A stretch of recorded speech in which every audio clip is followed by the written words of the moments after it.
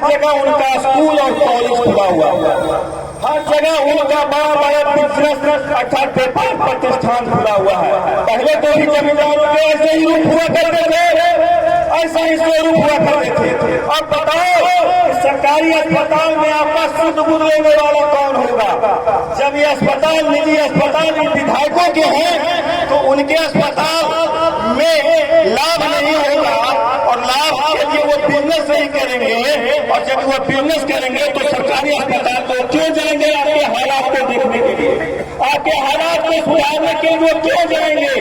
तो आपको अपने चश्मे से ये देखना होगा कि ये चीजें क्या हो रही। ये बहुत बड़ा षड्यंत्र विश्व का अर्थात यूरोपियन राष्ट्रों का रहा कि भारत में जो जाति प्रथा है वह कुव्यवस्था है, वह घृणा की व्यवस्था है, और वह घृणा की व्यवस्था पैदा करके करके हमारे किसान भाइयों मजदूर भाइयों को शहरों में पहुंचा दिया गया और हमारे खेतों पर बड़े बड़े फैक्ट्री स्थापित सड़कों का संचार बिछा दिया गया। ठीक है, और आप देखेंगे पटना ऐसे शहर जो है वहाँ का मूल आबादी अपना जमीन बेच कर एक दो पुष्प को खा सकता है, लेकिन 3 पुष्पों के बाद उसको भीख मांगने के अलावा कोई उपाय नहीं है। और वही व्यवस्था इस सड़कों के संचार से गाँव तक बन रही है। जहाँ जहाँ सड़कें जा रही है सारी जमीन आपकी बिक रही है। आपका 1 पुष्प 2 पुष्प 3 पुष्प खाएगा, चौथा पुष्प भीख मांगेगा।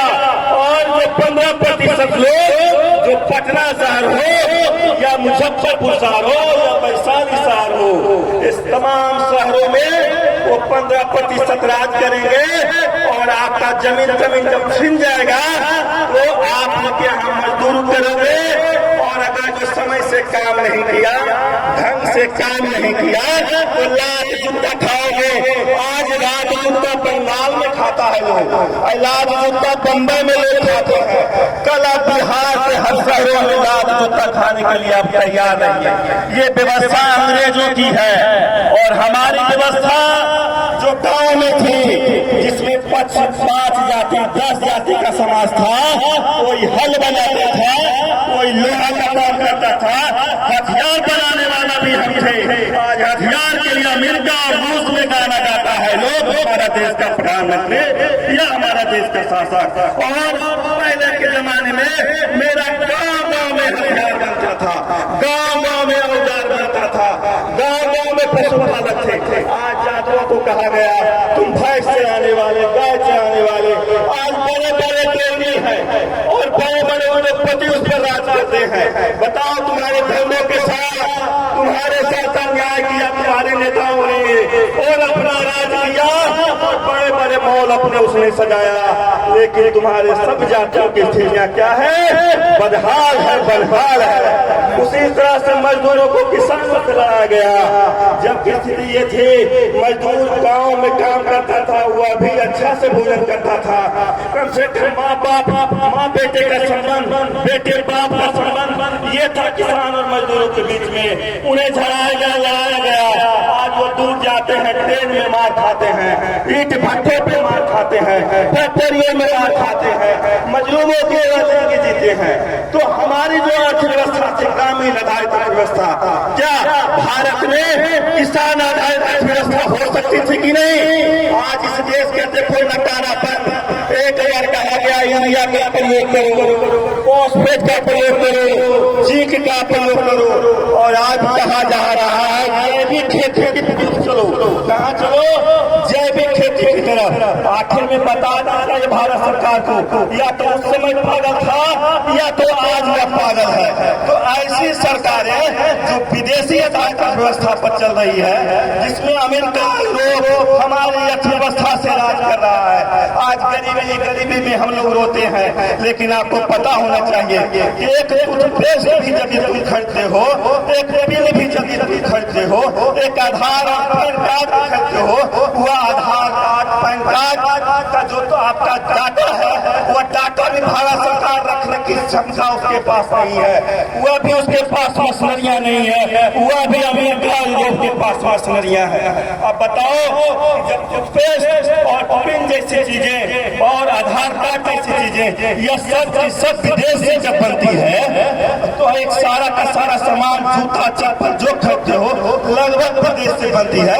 तो 85 साल 75 साल आजादी के हो गए, इतनी तमाम सरकारें अपने घर नहीं बनी थी क्या आपके लिए काम की? यदि वो आपके लिए काम करते तो आप लोगों की आर्थिक स्थिति आज समुन्नत रहती। आज जरूरत है कि हम उन स्थितियों को समझे, हम उन षड्यंत्रों को समझे। और ये तथाकथित जो लोकतंत्र की व्यवस्था है, वह लोकतंत्र की व्यवस्था कैसी है? वह लोकतंत्र की व्यवस्था ये तमाम जो सरकारें काम कर रही है उसकी पाप भरने के लिए, उसका पाप को दबाने के लिए है। कहिए कैसे? तो मैं उसका जवाब देता हूँ। नीतीश कुमार की सरकार में आपने सुना होगा सचिवालय 24 घंटा 48 घंटा नहीं, 2-2 महीना दिन रात खुला रहा। और ये कच्चा बिल पक्का बिल दोनों को जोड़ने के लिए और उसको मिलाने के लिए, गलत को सही, सही को गलत करने के लिए और इस घोटाले को डराने के लिए उस समय की सरकार ने कांग्रेस से समझौता करके प्रणब मुखर्जी को राष्ट्रपति बनने में सहयोग किया और वह बात जब गया। बिहार में कुछ ही दिन पहले 1-2 साल हुआ पटना में, जो आप देखते होंगे 10 नवंबर के आगे विश्वेश्वरैया भवन में 3-4 दिन तक आग जलता रह गया, सारी फाइलें जलती रह गई और वह भी घोटाला जल गया। क्यों? क्योंकि मोदी सरकार के साथ नीतीश सरकार की जुगलबंदी थी। तो ये पाप दबाने के लिए तो एक तमाम पाप दबते हैं। आज राष्ट्रवादी सरकार, जिसे हम कहते हैं भाजपा की सरकार, आज देखें कि भाजपा की सरकार धर्म की लड़ाई लड़ती है तो जाति लड़ाई लड़ती है। मैं कहता हूँ यदि वो सच्चे सनातनवादी थे, यदि वो सच्चे राष्ट्रवादी थे तो एक उदाहरण के तौर पर राम मंदिर के निर्माण में यदि 10 रुपया खर्चा था, इनको 200 रुपया मिला, चंदा में 200 रुपया मिला। यदि असली सनातनवादी रहते तो मैं कहता था ठीक है मुस्लिमों को तुम छोड़ दो, लेकिन प्रत्येक हिंदू घर में एक लाख संयुक्त परिवार का जो कोई रहता उसका पूरा पहाड़ का खर्च यदि चंदे से हो जाता तो मैं मानता कि सनातन की सरकार थी। ये न सनातन की सरकार है न ये मुस्लिमों की सरकार है, ये सिर्फ अपनी सरकार है, ये अपनी गैंग की सरकार है। भारत में जितने भी राजनीतिक दल है वह गैंग है, चोरों डकैतों विद्वानों सब एक दूसरे के मिले हुए ऐसे गैंग है जो भारत की जनता का खून चूसते हैं। अभी आपने देखा होगा कि एक नई ट्रेन आई है वंदे भारत, ठीक है, वंदे भारत ट्रेन जब चलती है तो सामान ट्रेन जिसमें गरीब, जिसमें मजलूम, जिसमें कम पैसे देने वाले लोग बैठते हैं उनकी ट्रेन को रोक दी जाती है प्रेम से और वंदे भारत को आगे बढ़ा दिया जाता है। क्या मैं पूछना चाहता हूं ऐसे निकम्मे सरकार से, क्या वोट देने वाला सिर्फ 15% लोग थे या 85% लोगों ने भी तुम्हें वोट दिया था? फिर ऐसी काम और ऐसा गलत काम क्यों करते? आपने देखा था कोरोना बीमारी आई, खरबों खरब का पैसा डकार की ऐसी सरकारों ने, काफी चंदा मिला और भारत का पहला प्रधानमंत्री था नरेंद्र मोदी जिसने प्राइवेट ट्रस्ट के द्वारा पैसा लिया। उस पैसा का उसने क्या किया? क्या उसने कोई हिसाब दिया भारत की जनता को? नहीं। तो ये खरबों खरब लूटने वाला लोग ये आपका हमदर्द नहीं हो सकता, ये किसी का हमदर्द नहीं हो सकता। तो मेरे भाइयों आप लोगों को ये समझना पड़ेगा भली भांति रूप से कि आपको अगले और पिछड़ों में लाएंगे। आज कहा जाता है कि नौकरी पर कितना खर्च है? 1991 की जनगणना के अनुसार करीब 4.25 करोड़ भारत में नौकरियां थी मेरे भाइयों। 2007 की जनगणना के अनुसार वह नौकरियां घट करके 1.75 करोड़ के आसपास सरकारी नौकरियां आ गई। अब बताइए मेरे भाइयों, भारत की आबादी अरबों से पार कर गई, 1.5 अरब के आसपास है। और जब 1.5 अरब के पास आसपास आबादी है तो आपने सुना होगा यही मोदी सरकार ने जो बैंक बोर्ड था उस बैंक बोर्ड को इसने भंग कर दिया, रेलवे बोर्ड था उसको इसने भंग कर दिया, योजना आयोग था उसको इसने भंग कर दिया। और कौन सा आयोग लाया है विकास के लिए, कौन सा एक काम किया है जो आज तक किसी को कुछ पता चलता नहीं। हम कहते हैं जब आबादी बढ़ेगी तो बैंक बढ़ेंगे या घटेंगे? बढ़ना चाहिए था ना। फिर बैंकों का मर्ज क्यों हो रहा है? क्योंकि विदेशी बैंक इनके यहाँ लाना है जो इनको अरबों खरब रुपया का घूस देगा और भारत की जनता पर राज करेंगे झूठा प्रचार करके, आपको डराकर, आपको धमकाकर, एक दूसरे के खिलाफ खड़ा कर करके इनको केवल भोगना है। आज राष्ट्रवादी सरकार में आपको पता होगा अजीत दोभाल उनका बेटा कहाँ का नागरिकता है? अमेरिका का। एस जयशंकर उनका बेटा कहाँ का नागरिकता है? अमेरिका का। हमें बताइए कैसी राष्ट्रवाद, कैसा राष्ट्रवाद? आपका बेटा अमेरिका का है, नागरिकता ले रखा है, आप उसके लिए काम कर रहे हो, तुम भारत की बात कैसे करोगे?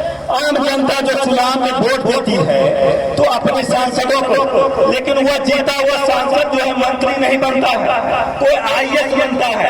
आप ये बताइए सिविल जो लोग हैं जो पेशा करता आया है वह समाज सेवा कैसे करेगा?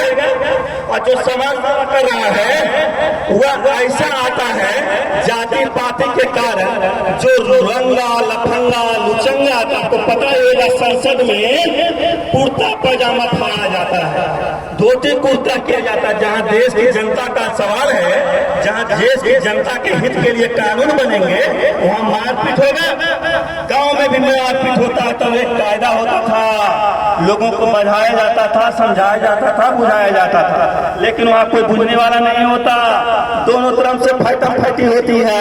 और तो और ये बिहार की धरती बाबू साहब, ये वैशाली की धरती है जहां महात्मा बुद्ध नृत्यांगना के पास जाते हैं और बड़े बड़े हस्तियां नृत्यांगना के पास जाता है और वो नृत्यांगना का डांस देखता है तो वह कहता है, वो सोचता है कि मैं कुछ ऐसा ना करूं कि मौलिक रूप से जो नृत्य कर रही है उसका नृत्य प्रभावित हो। सोचिए, और आज की कैसी नृत्यांगना है कि घर घर नृत्यांगना तैयार कर दिया गया है। बताए क्या ये भारत का समाज है? क्या ये हमारी संस्कृति है? ये भारत की सनातनी सरकार कहलाता है। न तो ये समाज की सुरक्षा कर पाता है, न तो संस्कार की सुरक्षा कर पाता, न आपके रोजगार की सुरक्षा कर पाता है, न आपके भाईचारा की सुरक्षा कर पाता है। तो भला बताइए कि आपका विकास कैसे हो? आज भारत का हर गांव, भारत का हर क्षेत्र कोई न कोई प्रसिद्ध उत्पादन के लिए प्रसिद्ध है। जैसे आप जानते हैं मुजफ्फरपुर है तो लीची के लिए प्रसिद्ध है, कोई क्षेत्र है मखाना के लिए प्रसिद्ध है, कोई क्षेत्र है आम के लिए प्रसिद्ध है।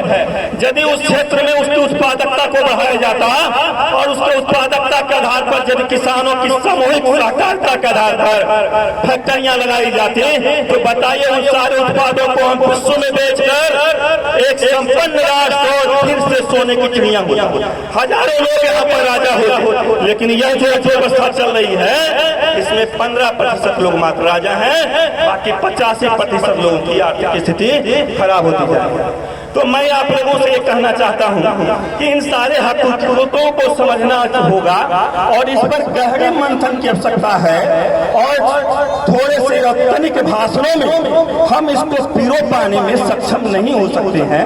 इसमें लगातार आपके हर समस्या पर बेरोबार चिंतन करने की आवश्यकता है, तभी आपके मूलभूत समस्याओं को समझ में आ पाएगी और आपका असली दुश्मन जो है उसको आपके समक्ष लाने में हम लोग कामयाब होंगे। और तभी आप लोकतंत्र की इस प्रक्रिया के द्वारा जो तथाकथित 40-50 वर्षों से जो सरकार चली आ रही है, जो महज 15% लोगों के लिए काम करती है, हम उसको ध्वस्त कर सकते हैं और तभी तभी वास्तव में हमारे गांव का मजबूतीकरण हो पाएगा, तभी हमारे यहाँ से पलायन रुक पाएगा। आपको पता होगा कि 90 के बाद से इतना ज्यादा पलायन हमारे यहाँ से हुआ है कि आज भारत का कोई ऐसा क्षेत्र नहीं होगा जिस क्षेत्र में हम पलायन को नहीं देखते हैं। कहा जाता है कि यदि कश्मीर में जॉर्ज फर्नांडिस साहब उस समय रक्षा मंत्री थे और जब कश्मीर में ऊंचे पहाड़ों पे वो जा रहे थे तो उन्होंने देखा कि इस सड़क में काम करा, पूछा कहाँ से हो, तो बिहार से। हाल फिलहाल में सोनू सूद जो हिमाचल का दौरा कर रहा था, वहाँ एक बिक्री वाले से पूछा कहाँ गए है, तो बिहार। कोई ऐसा कोना नहीं जहाँ बिहारी नहीं है। ये हमारे कामों से है। लेकिन मेरा कहना है कि जिस बिहार में सोना खुद उगल सकता है, जिस बिहार से आज जितना तत्कालिक आप देखेंगे कि बिहार में जितनी भी निर्माण हो रहा है, उस निर्माण में जुड़ी हुई जितनी बड़ी कंपनियां हैं, कोई भी कंपनियां बिहार से नहीं है। हमारा छोटा मोटा कंपनियां है जो पेटी कॉन्ट्रैक्टर पर काम करता है। तो आप समझ सकते हैं कि केवल यहाँ के विकास से जो बड़े बड़े धन हमारे यहाँ का है वो दूसरे राज्य जा रहा है। हम यहाँ आज भी मजदूर हैं। सरकार हमें मजदूर के लिए जानती है और हमें मजदूर बना करके रखे हुए हैं। और चुनाव आने के समय में जो है अपना अपना पिटारा खोल देती है और छोटे मोटे लाभ की बात कर देती है। आप बता सकते हैं कि जब नौकरी घटकर 1 करोड़ से कम आ गई और उसी में आरक्षण दे करके महज मान के लिए 500 लाख रुपया खर्च उस पर होती है, लेकिन उसकी जगह पर उतना करके आपको झगड़ा पैदा कर करके वो जो नाकामियां साबित होती है, उस नाकामी के आधार पर ये ऐसा राज करते हैं, खरबों खरब रुपया डकार जाते हैं। अगर जो हम गुण और टैलेंट जिसको बोलते हैं, यदि उसके आधार पर हम सब काम करें और हर घर से एक लोगों को नौकरी दे, है ना, हर घर से एक लोगों को यदि नौकरी दिया जाए, एक लोगों को रोजगार दिया जाए, इतनी बड़ी हमारी अर्थव्यवस्था है। हमारी अर्थव्यवस्था पर जब अमेरिका, ब्रिटेन, आपको रूस, ये सारे लोग राज करते हैं और हमारे देश की गरीब जनता जो है वह गरीब की गरीब बनी रहती है, ऐसा संभव हो सकता है क्या? नहीं। तो क्यों ऐसा होता है? क्योंकि हमारा जो नेतृत्व करता है उसकी राजनीति अर्थात उसकी अर्थनीति सही नहीं है। उसकी यदि अर्थनीति सही रहती तो निश्चित तौर पे हम लोग राज करते और हमारा हर घर हर परिवार सुखी रहता। इन्हीं शब्दों के साथ मैं अपने बात को विराम देता हूँ। जय हिंद, जय भारत।